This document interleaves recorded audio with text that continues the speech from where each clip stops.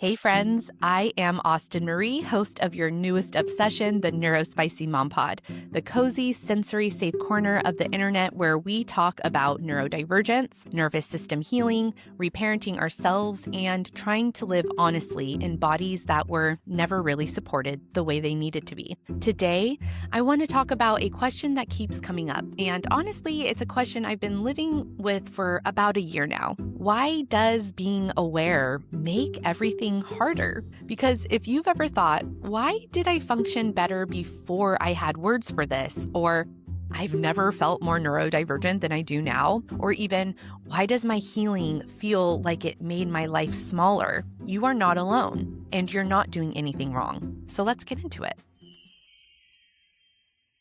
There's this idea that awareness is supposed to feel empowering right away.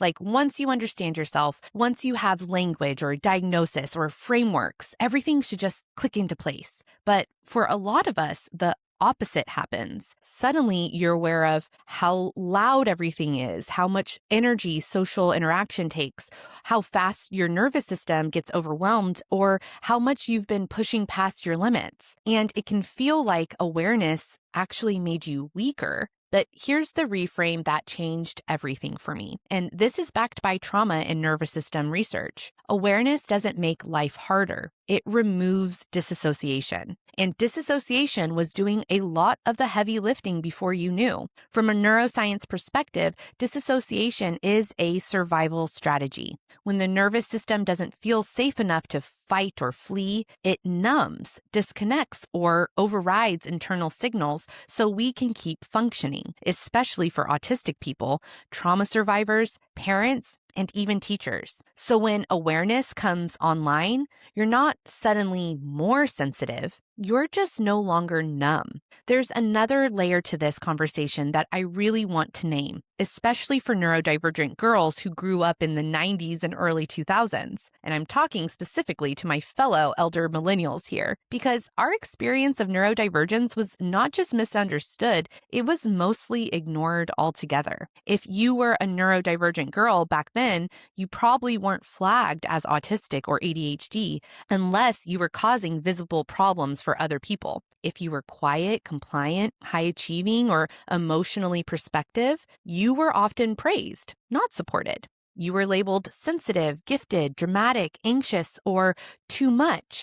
But no one stopped to ask what was actually happening inside your body. So we adapted. And for a lot of us, the way we adapted wasn't by fighting or running away. It was by becoming very, very good at reading the room. This is what's known as the fawn response. And I want to be really clear here because fawning gets misunderstood all the time. It's not just people-pleasing. It's not a personality trait. It's not weakness. Fawning is a nervous system survival response. It's what happens when your body learns very early on that the safest thing you can do is to keep other people calm, happy, and comfortable, even if it means disappearing yourself. Neurologically, what's happening is that your nervous system is prioritizing connection over everything else. When fighting back isn't safe, when leaving isn't possible, or when shutting down completely risks losing attachment, the brain chooses appeasement. It learns to stay hyper-attuned to other people's emotions, tone changes, facial expressions, and expectations. Your amygdala, the part of the brain that scans for threat, it stays switched on, while your own internal signals get pushed to the background. Over time, you stop asking yourself what you need. You start asking, what do you need from me so I can stay safe? And for neurodivergent girls, this gets compounded. Our natural traits, intensity, honesty, sensory sensitivity, strong emotions, they were often corrected or shamed. So we learned to soften ourselves, shrink ourselves, smooth the edges. We learned that being liked felt safer than being understood. Psychologically, this does a number to you. When fawning becomes your default, you grow up being incredibly empathetic, but deeply disconnected from your own needs. You feel responsible for other people's emotions. Rest feels uncomfortable.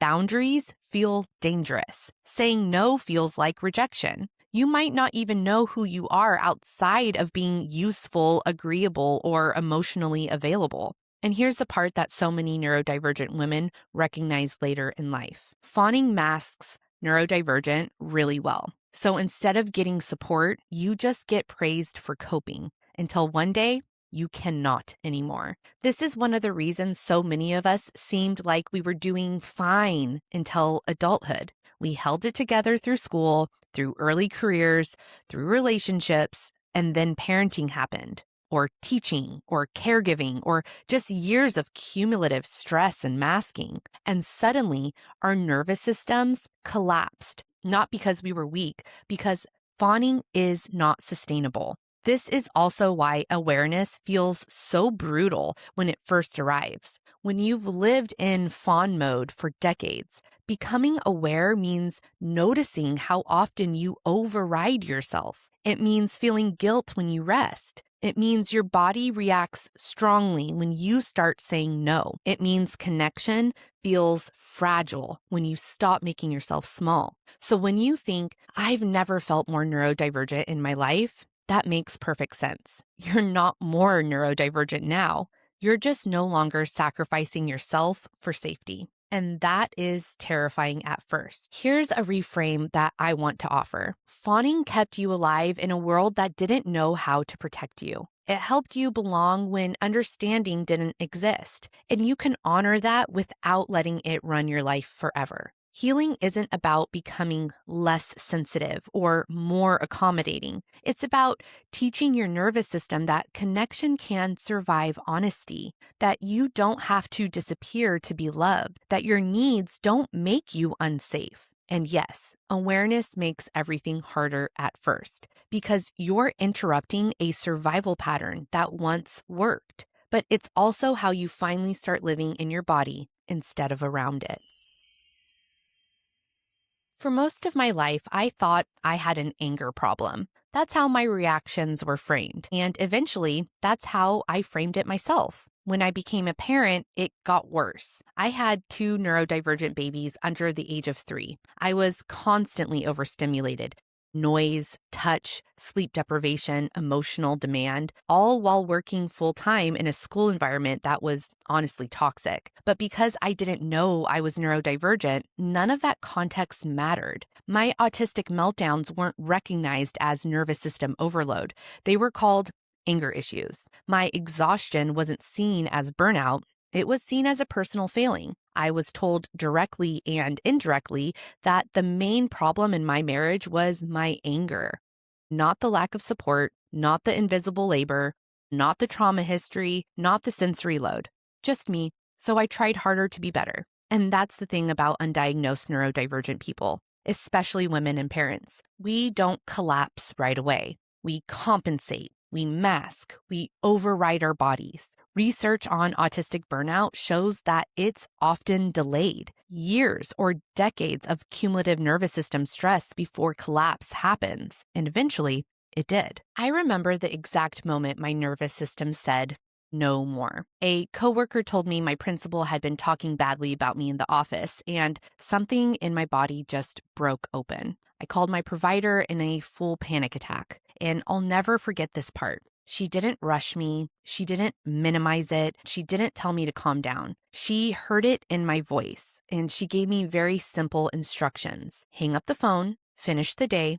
come straight to my office. She put me on immediate disability, and I never went back. From a nervous system lens, this wasn't weakness. It was collapse after prolonged survival. When the body has been in chronic sympathetic activation, constant stress, vigilance, masking, eventually it drops into shutdown. That's not giving up. That's biology. After that, as I started healing and learning and listening to other neurodivergent people, something unexpected happened. I felt more neurodivergent than ever. I noticed everything: sensory inputs, emotional shifts, fatigues, boundaries, and that can be terrifying.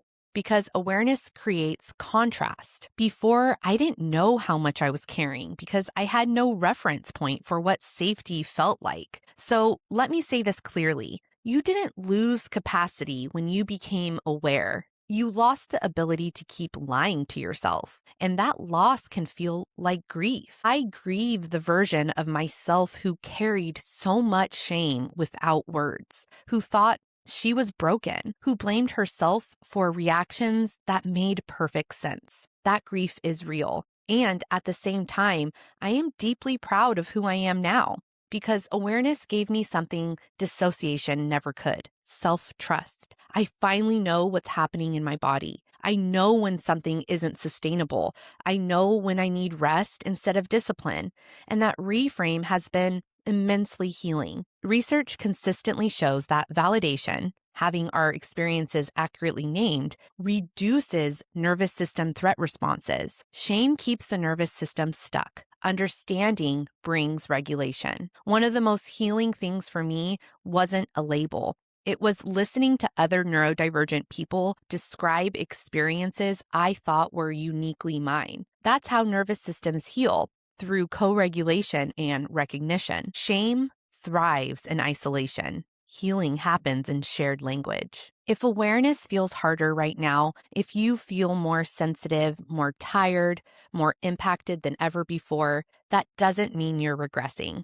It means you're listening. And listening after decades of being ignored is exhausting, but it's also the beginning of living with dignity. So just keep this in mind. You didn't become more neurodivergent. You became more honest.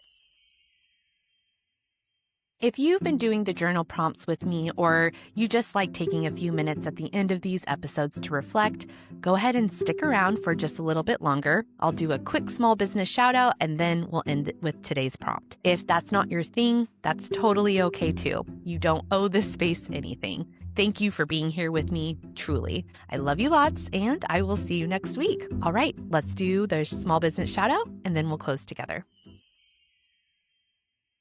Today's small business shout out is a self shout out.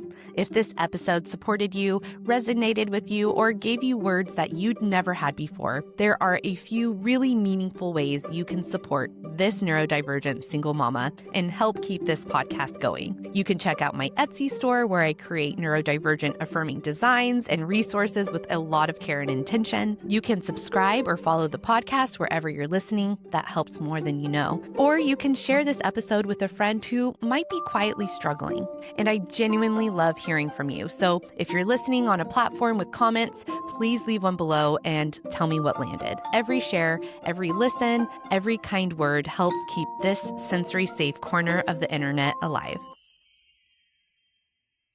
Before we close, I want to offer a gentle journal prompt. Not homework, just an invitation. You can pause here, write a few words, or just sit with the question. What did I call a personal failure that I now understand was a nervous system response? If it feels supportive, you can also ask, what was I surviving at that time? What support was missing? What would I say to that version of myself now? No fixing, just witnessing. Thank you for being here with me. Thank you for listening to this conversation and to yourself. Be gentle. Your nervous system is learning that it's finally safe to tell the truth. Ta-ta!